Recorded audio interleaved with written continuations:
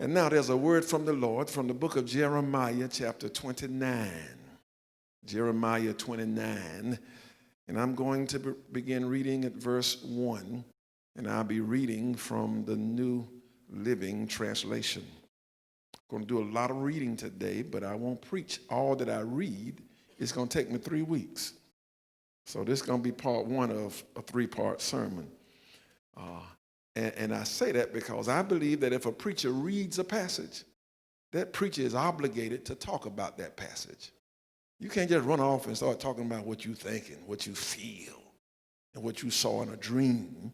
But preaching is dealing with a text. And so I just want you to know now, I won't get it all today, but I got 2 more weeks to deal with it. So verse 1, Jeremiah wrote a letter from Jerusalem to the elders, priests, prophets, and all the people who had been exiled to Babylon by King Nebuchadnezzar. This was after King Jehoiakim, the queen mother, the court officials, the other officials of Judah, and all the craftsmen and artisans had been deported from Jerusalem. He sent the letter with Eliasa and Shaphan and Jeremiah, son of Hilkiah, when they went to Babylon as King Zedekiah's ambassadors to Nebuchadnezzar. This is what Jeremiah's letter said. This is what the Lord of heaven armies, the God of Israel, says to all the captives he has exiled to Babylon from Jerusalem. Build homes and plan to stay. Plant gardens and eat the food they produce. Marry and have children. Then find spouses for them so that you may have many grandchildren. Multiply. Do not dwindle away. And work for the peace and prosperity of the city where I sent you into exile. Pray to the Lord for it, for its welfare will determine your welfare. This is what the Lord of heaven armies, the God of Israel, says. Do not let your prophets and fortune tellers who are with you in the land of Babylon trick you. Do not listen to their dreams, because they are telling you lies in my name. I have not sent them, says the Lord. This is what the Lord says. You will be in Babylon for 70 years, but then I will come and do for you all the good things I have promised, and I will bring you home again. For I know the plans I have for you, says the Lord. They are plans for good and not for disaster, to give you a future and a hope. Let me stop right there. Amen. I was going to read verse 12, but I'm going to just stop right there. And what I want to preach about today is a question for those of us who are here. A few weeks ago, I preached right after the George Floyd situation. I had a question about what will America do? And today the question is for us, the general citizenry in this community, in this country, wherever this message is heard. And here is the subject. Will you mark the moment or maximize the moment? Will you mark the moment or maximize the moment? Help you understand that in a minute. There's this word that people throw around in the business world called disruption. And let me define it as they do. It's the act or process of disrupting something, a break or interruption in the normal course or continuation of some activity, process, etc. In this text today, and in our current situation, there is a major disruption. For Israel, their disruption is the Babylonian captivity. God made this nation a promise that he would bless them, that he would give them the promised land, and that he would prosper them, and God did that. Israel under Saul, under David, under Solomon, 120 years of prosperity unequaled by any other nation in the world at that time. And then what happened? Israel began to drift away from God. And God made appeal after appeal to get them to come back to him, to come back to the center point and be the great nation he wanted them to be. But they wouldn't listen. So God allowed Nebuchadnezzar, the Babylonian king, to go in and disrupt all that was going on in Israel. He destroyed their form of government, their way of life. He messed Israel up.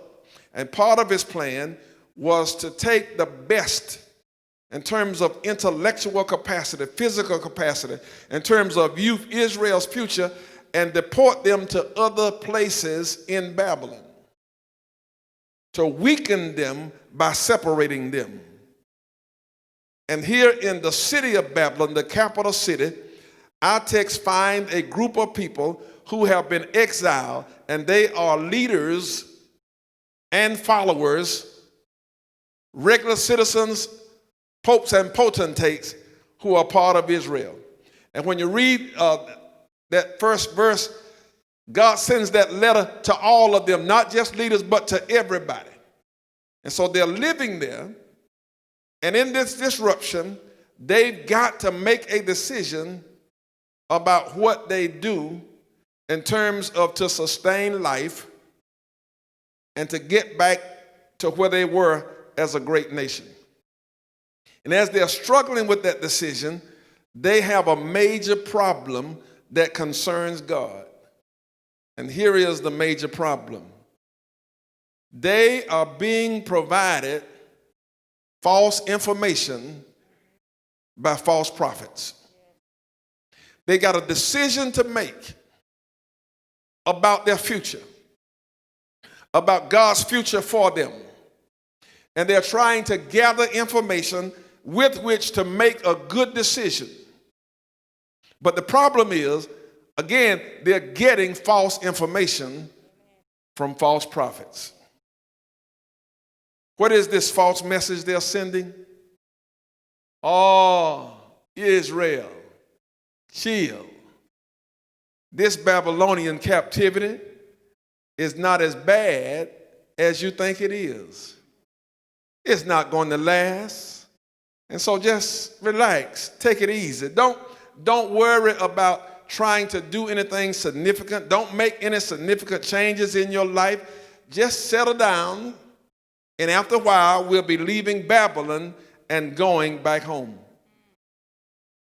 Don't worry about trying to strengthen yourself, stabilize yourself. It's maybe a year, maybe 2 years, and all of this stuff will be over, and it'll be business as usual.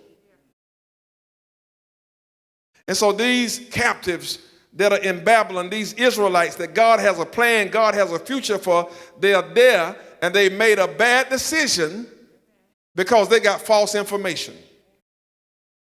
So how does God respond? He responds by getting Jeremiah to write a letter, because while these prophets who are prophesying these lies are in Babylon, Jeremiah was one of the prophets that was allowed to stay in Jerusalem.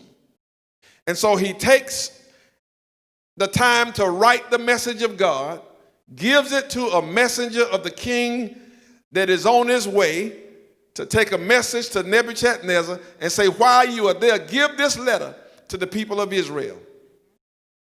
And I like the way God works. Y'all think God is always nice and doesn't ever hurt people's feelings. But God says, don't you listen to those prophets. They are lying. I hadn't said a word to them. They're dreaming this stuff up on their own. And when you dig deep into the background of the text, the lies they were prophesying brought them personal gain. There was something in it for them. And so they were telling the people lies. Can I tell you, this is what I call one of those pivotal moments in the nation of Israel? Because the decision they make, the action they take, will determine their future, either bad or good, short term, long term. There's some decisions we make that don't have a lot of implications. It really won't impact anything. But then there are other decisions that will impact our life for good or better, and not just for a moment, but short and long term. Did you know that we are reaping the consequences of decisions and actions that people took in the 60s and the 70s? Even a century before us? And this is one of those pivotal moments because God has a plan for them, and if they make the wrong decision based on this false information, they won't be ready for what God got in the future.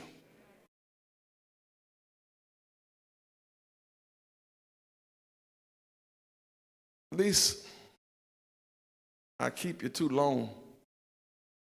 I want to say to you that God has given us in our time some pivotal moments. And we've got a decision to make. Israel could have made the choice to mark this moment in history based on bad information with making symbolic changes and not really impacting their life for the present or the future. Or they could have done their due diligence to seek after truth and then maximize this moment, this opportunity that they are in, so that they will be ready to walk into the future that God has for them. And keep in mind, we too have some moments that I'm going to move to in just a moment. And as I talk now, listen and think whether we mark the moment or maximize the moment. God says, if all you do is lay around and take it easy and mark time, you're going to miss a wonderful opportunity. But here's what I want you to do. Maximize the moment by strengthening your family. Because where I am taking you is going to require that your family is still strong. And if you don't do what I tell you to do, your family will dwindle and become weak. So what does he say in 29:5-6? Build homes and plan to stay. Plant gardens and eat the food they produce. Marry and have children, then find spouses for them so that you may have many grandchildren. Multiply, do not dwindle. Strengthen your family. Listen, how do you strengthen your family? There are multiple ways that we see right here in this text. Strengthen the financial stability of your family. How do you do that? Build homes. Y'all heard me say a couple weeks ago that Jamie was a realtor, so Jamie Cobb, who's singing back there, she will tell you one of the ways in this capitalistic society that you strengthen your position in a community, as a family, as a people, is home ownership. To own what nobody is making any more of, land. To control your destiny by owning your own house and not renting somebody else's house. To build homes. And as you plan, don't make plans based on this 1 year, this 2 year prophecy that they told you about, but you got a plan to stay here because for at least 70 years. Can you imagine the equity and the wealth that you create for generations in the 70 years you're here? If every generation is buying homes, plant gardens, eat the food they are, become self-sufficient. Don't sit with your hand out waiting on somebody else to feed you. Don't wait on the Babylonians to save you. to feed you, but become self-sufficient. Find spouses, have children. And this is not a mandate that everybody get married. But those of us that feel like that's what we need to do, go ahead and do that. Because these false prophets saying there's no need in marrying and finding somebody over here. You won't be here anyway. Just wait till you get back to Israel to get you a spouse. No, find you somebody now. And don't listen to that birth control stuff. Have many babies as you can. Because after a while, numbers going to count.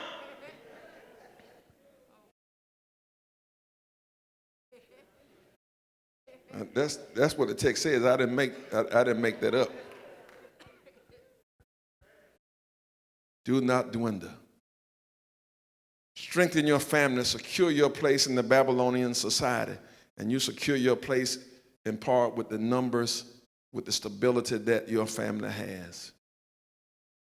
Don't be the weak link in the economy. Don't be the weak link in the world of education. Don't be the weak link in the world of morality. Be strong. Increase, grow in power, grow in influence. Be somebody in the Babylonian society that the Babylonians feel they got to deal with if Babylon is to move forward. How do you do that, Pastor? Well, you got to study, pray for discernment, because the false prophets are there, and you got to have discernment to know who to listen to and who not to listen to. And I say study and pray, because there's some of it you're going to get through prayer, but some of what you get through prayer comes after you have done some studying, and then God shows you what you studied, whether it's true or whether it's a lie. And for our time, you got to be careful where you get your information from, and study to make sure that that information is true. Just because the program says news don't mean it's news. Just because somebody has a title that say they are in a position where they should be giving you truth, don't mean they're always giving you the truth, because like the prophets, some of these folk that are giving us information about these moments we're having, there's some personal gain in it for them.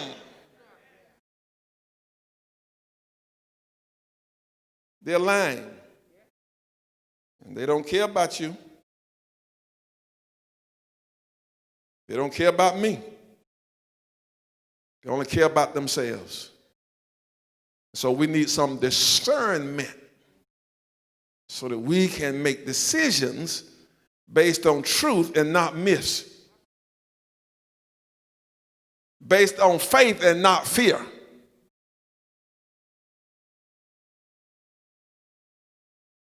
Let's transition now to our moment. And I just want to share 3 moments with you that we have. Israel's moment was their Babylonian captivity. Pivotal moment. The decision they made, the action they took will determine their future, for good or bad. We too are in moments that are pivotal. And the decisions we make, the action we take, will determine our short and long-term future, our children, for generations to come. Moment number 1 that I want to deal with is the COVID-19 pandemic. What it did for us. It brought tragedy and all of that. But one of the positive things it did for us was handed us a moment without us having to fight for it, when the cover was taken off of all of the disparities that exist in America between people of color and our white brothers and sisters. The cover of privilege that they have access to and we don't, taken off. that I call it the privilege disparity, the economic disparity. People said it didn't exist, but COVID-19 took the cover off of it. The disparity in healthcare and the disparity in healthcare outcomes. COVID-19 took the cover off those lies that we don't need healthcare expansion in America. The disparities that exist in our communities in terms of access to food. And we've been throwing these terms around, food deserts, and folks said there was no such thing, but now we know because COVID-19 took the cover off and the whole world got to see it because reporters came into our city and they went to other cities and they reported news that other folk locally have been covering up. And it's not just here in Albany, but it's everywhere. It's no accident that only certain groups of folk stand a higher chance of dying from COVID-19 than other groups of folk. And so now, how do we mark this moment? Do we mark it by having forums where we get around and talk about these disparities? Do we mark it by politicians giving us these soothing speeches that a change is going to come? Do you mark it when our leaders in the height of it give us these press conferences every week and give some preachers a phone call and talk to them and tell them what to do? That's just marking the moment. Nothing significant happens. Nothing. But the way you maximize this moment is now that the cover is off, let's do something that leads to permanent change. Don't just invite me to a meeting. Don't just invite me to a panel. I don't have time to talk on a panel. Invite me somewhere where we're going to have a conversation about policy changes, about the redistribution of this state's wealth to make sure that people have equality and equity. And I don't have time today, but please study the difference between equality and equity because there's a difference there and we need both of them.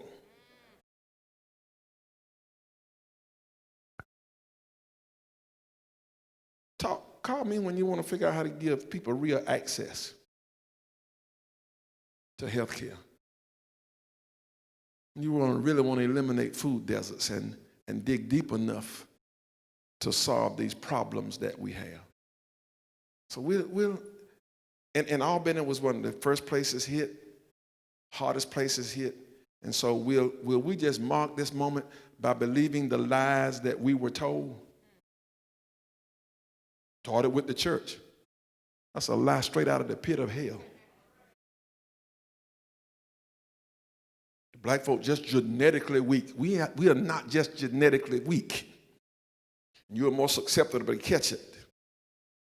Not true. If you treat me right, if you don't look at me and judge my right to live based on what you think I, as a person of color, what my value is, because you do know that decisions was made about who stays on life support and who gets off and who gets this treatment and who doesn't get that treatment, and it's all based on the perception of the quality of life and the value of a person's life. And you do know it's a proven fact that in the healthcare profession, people of color don't get the same level of treatment, and part of that is because of perception of folk.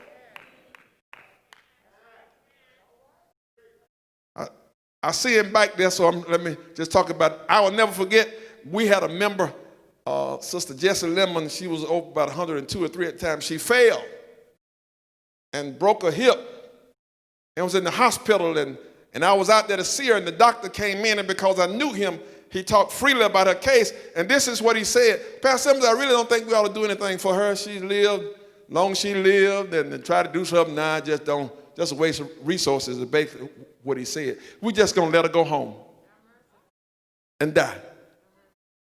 I called Dr. Satchel. I said, look, this is what this man said, but we need this woman to live until God say, well done, and have a quality of life until then. And so we took her home, but we didn't take her home to die. We put her under his care, and she continued to live until God said so. But what are we going to do, Albany? What are we going to do, other cities? And I'm not talking about politicians. What are we going to do with this moment? Will we just mark it with symbolism? A reporter, well, let me just leave that right there. But are we just going to do symbolic stuff? Or are we going to really maximize this moment? Because let me tell you what's going to happen, and it's already happening.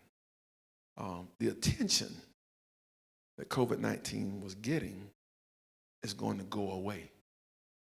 Because folks said we don't want to talk about that anymore. And then the numbers, because I told you the false prophets. And so now the people who used to get the numbers won't get them anymore. And you're going to get the number from the false prophet. Let me move on. Here is another moment that we've been given. The moment when we witnessed the public lynching of Mr. Floyd and the death of Ahmaud Arbery. Again, these are not new, but for whatever reason, these deaths open up for us once again, uncovered racial inequality, police brutality, inequities in the criminal justice system, and right now, more than any time in recent history, America is ready for a real change. But here is the question. Will we mark the moment? Don't get mad at me what I'm getting ready to say. Will we mark the moment by renaming streets Black Lives Matter? Will we mark the moment by removing Confederate symbols and statues and getting rid of the Confederate flag?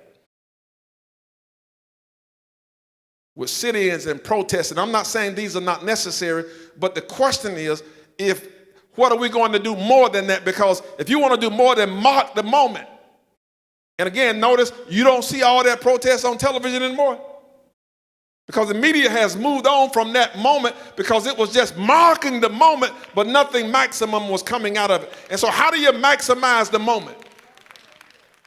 How do you begin conversations and actions to really make Black Lives Matter protests impactful? What's the next step? I mean, what's the plan? What's the desired outcome? Police reform? Okay, got it. That's what we want. Why do we want that? How are we going to get it? Who's going to help us get it? When will we get it? What will it look like when we get it? Those are questions that have to be answered and corral our energy and move forward. And let me just say this to you as your pastor, so if folk be talking about me, you'll know they're not lying on me. And so there are people in the church community, in response to this racial justice stuff, they want to get together and the pastors pray for the city. But I'm not coming to pray with y'all. Yeah, that's what I said. Pray for what? Prayer is necessary, but prayer with no deep desire for change is a waste of time. Because prayer is a two-way thing. We don't just talk to God, but God also talks to us. And if we're not willing to do the things that God instructs us to do, then they don't need us praying together. And we've already proven, because we're not doing the stuff he already told us. Why do preachers need to pray about whether we're going to love everybody? Why do preachers need to pray about whether justice is going to run down like water and righteousness like a mighty stream? It's in the book. So y'all call me when you get ready to do something. Then I pray with you. I just come and pray every day, every week. I don't have time for that. I pray at the house. I pray over here at church.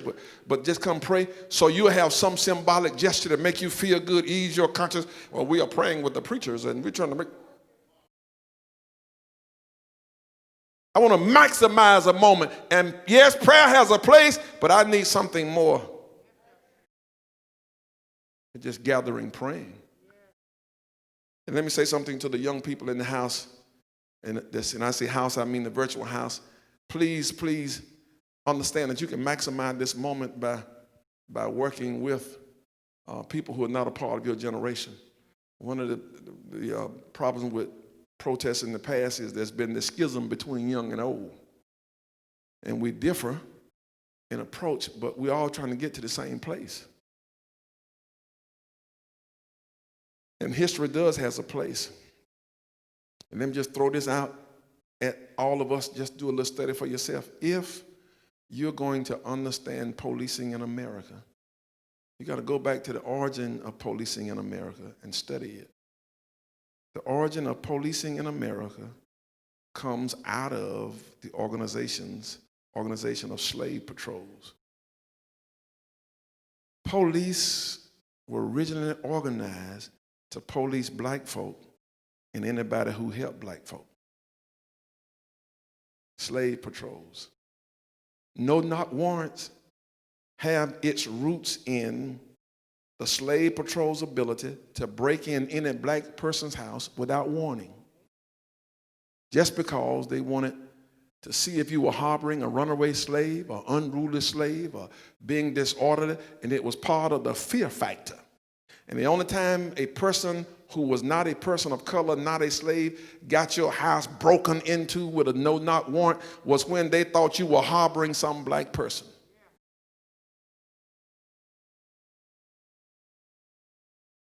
Study the criminal justice system, and particularly the courts and the way the courts have been used to,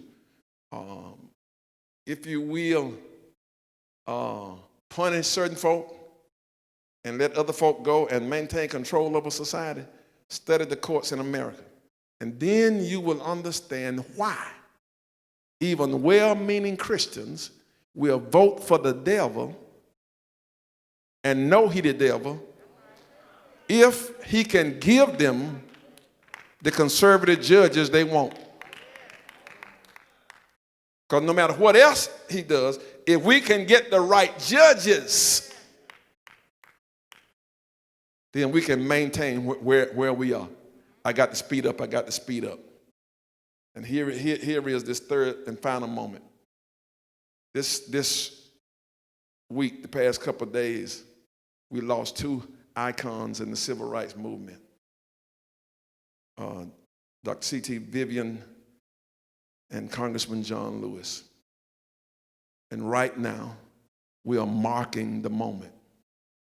And that's a good thing. Marking the moment. Television networks have interrupted their program, and then they're doing tributes and salutes. Look on social media, and folk are honoring and giving tributes to both of them. I posted something on there, and that is a good thing to do. And there's even a move already to rename the Edmund Pettus Bridge in honor of John Lewis. But let me just say, let me push this envelope. Don't y'all be mad with me. But all that is symbolism. All that is marking the moment. And if all we do is mark the moments with the kind of activities I just listed, we have missed the moment to create change in America. Let me just throw this out at you. And again, I'm pushing this envelope with my black brothers and sisters, and I know y'all might get a little upset with me, but y'all just go with me. So you want to rename a bridge. And again, I'm not against renaming a bridge, but I just don't want you to mark the moment by stopping there. Think about how we gave Martin Luther King Jr. legacy by naming streets and places after him. Now think about all those streets in cities across America. Yes, sir. Do those streets reflect what Martin Luther King fought for? Do those streets reflect economic empowerment? Do those streets reflect educational empowerment? Do those streets reflect healthy, vibrant communities? Did the naming of those streets transform the community where the street was named? Think about the buildings and the places that carry the name Martin Luther King Jr. What change did it make? And I'm telling you, years from now, people won't even go across that bridge. And if that's all we got to mark the life and the contribution of John Lewis is a bridge, what if we maximize the moment? John Lewis, C.T. Vivian, Bloody Sunday was about pushing for voter rights. And out of Bloody Sunday came part of the impetus for the signing of the Voting Rights Act that gave people the right to vote. What if, to maximize the moment, we acted on the vote? What if there was a national John Lewis Get Out the Vote campaign that brought people to the polls in record numbers and took a pivotal moment in history and changed the future course of America by changing every person who's from the White House to the mayor of the city who didn't have the interests of all the people in their hearts? What if people were voted out who couldn't say publicly or privately that Black Lives Matter?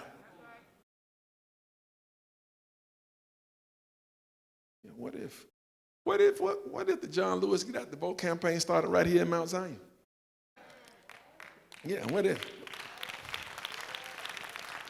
And then his legacy, and the same with C.T. Vivian. What if again this idea of equality and equity, in the name of C.T. Vivian, this campaign started to create economic and educational and healthcare and just equality, just erase all of these disparities and the things they fought for but didn't see realized in their lifetime. What if somebody picked up the mantle, old and young, and start fighting, and don't just be content with a name on a building?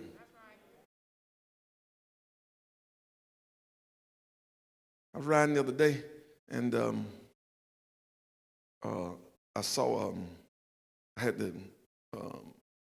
GPS on in the car, and I was on 82 headed to Dawson, and up on the GPS it said Jefferson Davis Memorial Highway. I didn't know until then that was the Jefferson Davis Memorial Highway. I call it Highway 82, and you know what? It really don't matter to me, because it doesn't impact my life. Erase some of the other stuff Jefferson Davis put in place. It's Highway 82. I'm going to Dawson. So how do we maximize this moment for real change? Let me go back to something I said earlier, and this is for all of us who have families. I told you how they strengthened the family in Israel. In this COVID-19, in this climate we're in, let's use some of this time to strengthen our families. We're home and spending more time together. Let's see if we can build better relationships. Let's see if we can get our family closer, build a stronger foundation since we're in the house together more. Let's just don't improve our yard. Let's improve what's in the house. Let's work on our finances since we ain't spending as much money as we used to, because we don't have anywhere to go. And stuff that used to be selling ain't selling no more. Y'all gonna catch that on the way home. Why don't we help our children? And I have been reminded of something very, very powerful past few weeks, because my grandchildren came, Maya's children, and they won't go home. They won't go. But what I realized afresh is the power of imitation. Now, I have to fuss at them sometimes to do what I say, but I don't ever have to tell them to do what I do. I can make a facial expression, and I look over in the cold making the same one. I stand up, and Daniel's standing up like me. They drink like me. I make certain noises when I eat, and now they making the same noise. and they watch their grandmama and they're imitating her. And so we got an opportunity to set an example worth imitating. I've had to change some of my ways because I was teaching them bad habits. All right, I've kept you longer than I wanted to, but let me just say to you that I hope that we will maximize this moment and not let COVID-19 and what it uncovered, let this opportunity be wasted. I hope that we won't let this Black Lives Matter movement be wasted by just marking the time and then moving off the scene in business as usual. When Emmett Till died and his mother showed his face battered and bruised to the world, everybody thought that a change was going to come. But what happened? It was a marking of the moment and things went back to business as usual. We can't let that happen in the Mr. Floyd and the Arbery and all the others who've lost their lives. We've got some icons that are gone, but the battle still goes on. And rather than waiting on another John Lewis to arise, why don't all of us stand up and try to maximize this moment and let our light shine in the place where we are. No man on a white horse is going to come in and save us. Moses is dead. Joshua is gone home now. It's up to us to step up to the plate and provide leadership for ourselves. Well, Pastor Simmons, we can't maximize the moment. We just don't have what we need. We got everything that we need. Well, Pastor Simmons, you see, we just can't get together. You don't need all of us to get together to maximize the moment.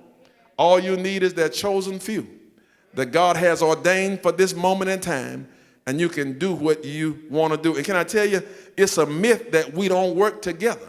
There are times and places when we come together and work and can make some things happen. And can I tell you, because of my relationship with other folk, they fuss like we fuss. They're envious like we're envious. They're jealous like we're jealous. They don't talk to each other like we don't talk to others. So get this thing out of your head that there's this conspiracy about all the other folk who work together, and if we could do the same, they're not together either. But we got everything we need to maximize the moment.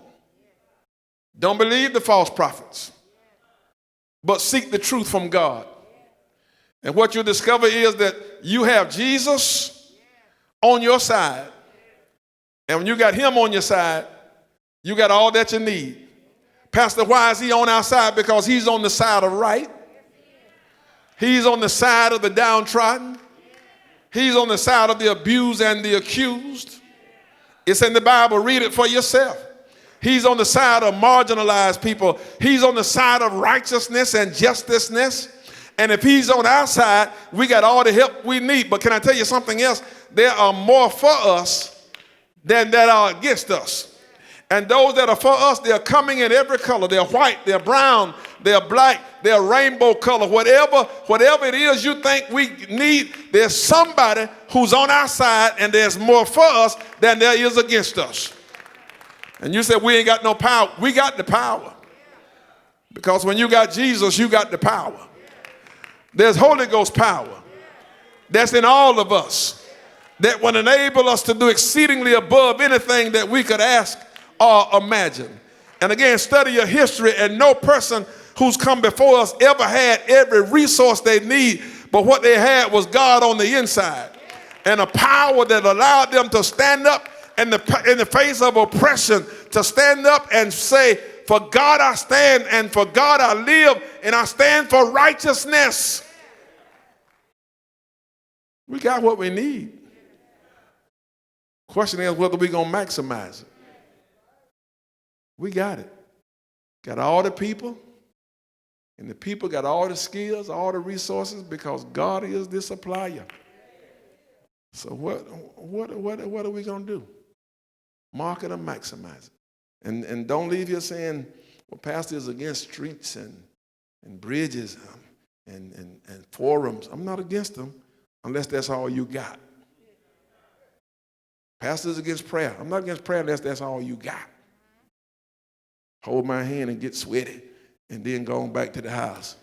The business as usual. No, I don't have time for that.